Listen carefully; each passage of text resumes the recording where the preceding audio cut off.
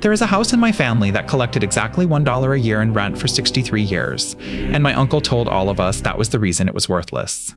He was so sure of it that he sold that house to a stranger for $85,000 and mailed me a check for my share. My name is Nora Vale. I was 37 when my grandfather died and 39 when the man living in his house called me at work, 91 years old and frightened, because somebody had come to put him out of it. By the end of this, you will know the single sentence my uncle swore to in front of a probate judge, and you will know what my grandfather actually agreed to on a Wednesday morning in April of 1961 at 9:41, which is the whole reason the rent was $1. My uncle read the lease. He never once read the deed that came with it. His name is Walter Sable, and he has lived at 1109 Ardmore Street since before my father was born. That is not a figure of speech. Walter moved into that house in 1957, and every Vale who has ever owned it bought it with him already inside. When I was small, he was simply the man in the house, the way a porch is a porch. He fixed my bicycle chain twice. He kept a coffee can of loose screws that he called the bank, and he let me dig in it. Nobody in my family ever described him as a tenant, because nobody in my family thought about him in those terms at all. He paid my grandfather $1 every January. My grandfather took it, wrote him a receipt every single year, and put the dollar in a drawer. There are 60 of those dollars in that drawer. I have counted them, but not one person in my family, including me, ever asked why a man would pay one or why another man would bother writing a receipt for it. My grandfather was Emmett Vale, and he worked 41 years at a valve plant, the last 19 of them as a foreman. He was not warm and he was not cruel. He was the kind of man who kept every receipt in a shoebox by year and who would not let you thank him twice for the same thing. He had 2 sons. My father Dale, who died in 2009, and my uncle Raymond, who is the reason you are listening to this. When my grandfather died in July of 2021 at 94, he left a will that said the estate goes in 3 equal shares, 1 to Raymond, 1 to my father's line meaning me, and 1 to my Aunt Carol in Arizona.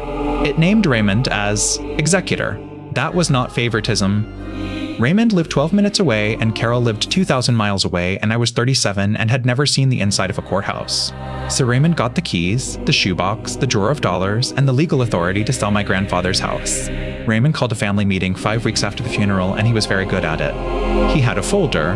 He explained that the house was a problem, and the problem was Walter. He told us there was a lease from 1961 that let Walter stay for as long as he lived and capped the rent at $1 a year, that it was recorded down at the county so it followed the property, and that no buyer on earth would touch a house they could not enter, could not rent, and could not sell. He said an appraiser had put $92,000 on it in that condition. He said Walter was 88 and in poor health, and he said it the way you say a thing you are sorry about. He said if we waited, we would be paying taxes and insurance out of our own pockets on a house making $1 a year for however long that took. So the smart thing, the clean thing, was to take an offer if one ever came. Everyone in that room agreed with him. I agreed with him first. An offer came 3 weeks later. In September of 2021, Raymond filed a petition with the probate court asking for authority to sell 1109 Ardmore Street, and because a judge has to protect beneficiaries who are not in the room, that petition has to say certain things under oath. His said them.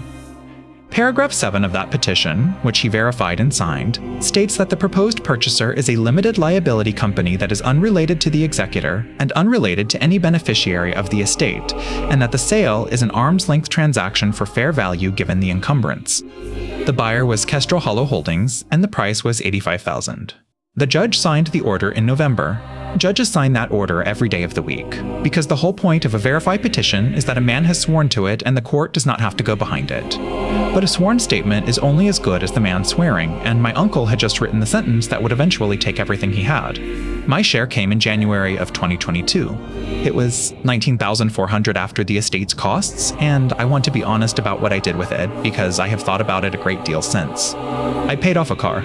I bought a dishwasher. I felt guilty for about a week, not because I suspected anything, but because it felt like being paid for a man's death. Along with the check came a receipt and release for me to sign, 1 page, saying I had received my full distributive share and released the executor from all claims relating to the administration of the estate. I signed it at that kitchen table without reading past the second line. I want you to remember that I signed it, because Raymond certainly did. That piece of paper was the entire reason he believed he was finished. So did I. I did not think about that house again for 2 years. Nothing happened for 2 years, and I need to tell you what nothing looked like, because it turns out it was not nothing. Walter kept paying $1 a year. He mailed it in January of 2022 and again in January of 2023 to the address he was given, and both times he got no receipt back, which after 60 straight years of receipts should have told somebody something. He was 89, and then he was 90, and he did not die. That is the part that matters. Raymond had bought a house he could not enter, could not rent, and could not sell on a theory. And the theory was that the theory would resolve itself quickly. It did not. So in the winter of 2024, my uncle stopped waiting for the arithmetic to fix itself and decided to fix it by hand. He hired a lawyer, and he filed to put a 91-year-old man out of the house he had lived in for 67 years. Walter called me at work on a Thursday in February of 2024. He had my number because my grandfather had written it inside a cupboard door 15 years earlier. He was apologetic for a long time before he told me anything, and then he told me that a notice had been taped to his door and that he did not understand it and that he had not slept. The filing said that Walter Sable was a tenant at sufferance holding over after the termination of a month-to-month tenancy, that there was no written lease, and that the owner sought immediate possession. It was signed by my uncle on behalf of Kestrel Hollow Holdings. I read those words to him over the phone twice, and then I stopped, because there was a problem with them that even I could see from a desk at my job. My uncle had explained the written lease to my entire family, in a room, out of a folder, and used it to explain the price. And now, in a filing, he was swearing there was not one. I took a Friday off and I went to the county recorder in person, which I had never done in my life, and it turns out anyone can. There is a counter and you simply ask. The property index is public and it is free to look at, and certified copies are 3 each, and I asked for 3 of them and paid $9. I pulled the 2021 deed out of the estate to Kestrel Hollow Holdings for $85,000. I pulled the probate petition with paragraph 7 in it. And then, because the index for that parcel went all the way back and because I had a whole afternoon, I pulled the oldest instrument on it, which was recorded on the 14th of April, 1961. That third document is the one that ended my uncle. But I did not understand it yet, so I went home, and I did the thing anyone would do first, which was to look up who Kestrel Hollow Holdings actually was. Every state has a business registry, and every one of them is searchable by the public for free, and it took me under 4 minutes. Kestrel Hollow Holdings was formed on the 9th of June 2021. That is 6 weeks before my grandfather died, and 3 months before Raymond told the judge that the buyer was unrelated to him. Its sole member is Raymond Vale. Its registered agent is Raymond Vale. And its registered office, the address he himself put on the formation document, is 109 Ardmore Street. He registered the company at the address of the house. He registered it at the address of the man he would later swear was a stranger to him and to us. Sitting on my couch with a laptop, for free, I could see both documents at once, and they could not both be true. He had told a court that the buyer was unrelated to the executor. The buyer was the executor. He had sold my grandfather's house to himself. Here is what a lawyer explained to me 3 weeks later, and it is the part that turned my stomach. It is completely true that a house with a life tenant in it is worth less than an empty one.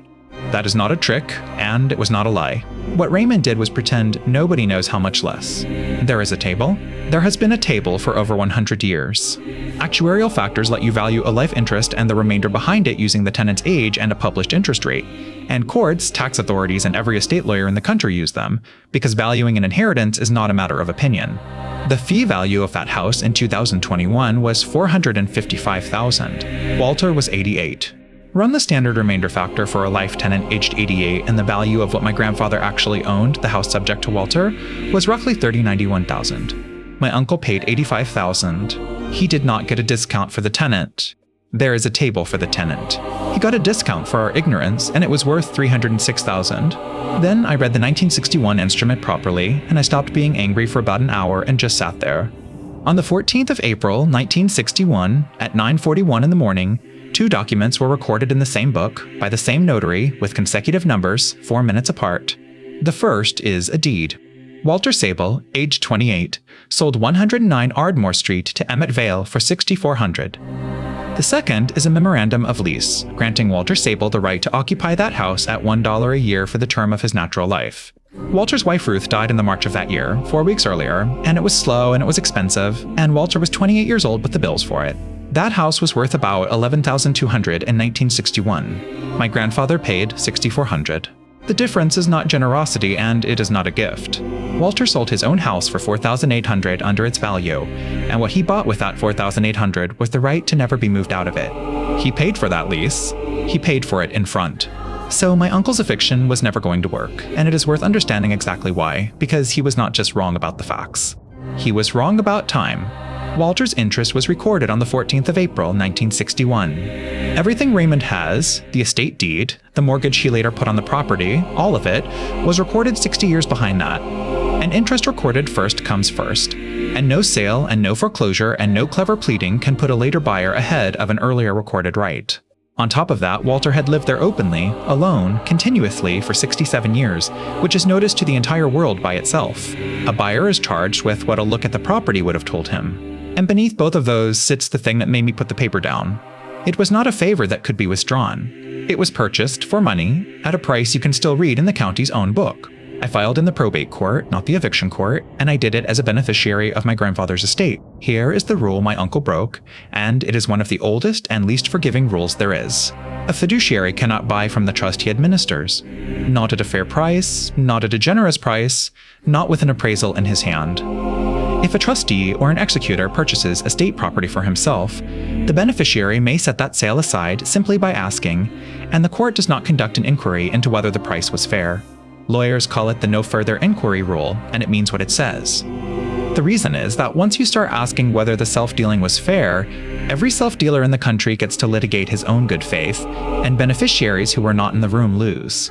So the law refuses to have the conversation. Raymond's entire defense was that $85,000 was a reasonable number for an encumbered house. That defense is not weak. It is not a defense at all. He had two answers, and both of them died in the same afternoon. The first was the judge's order from 2021, which he said was final and which nobody had appealed. But a decree is protected because it is honest, not because it is old. Where a fiduciary obtains a court order by misrepresenting to the court the very fact the court relied on, the identity of the buyer, the order can be vacated for fraud on the court, and my aunt and I were never told the truth we would have needed in order to object.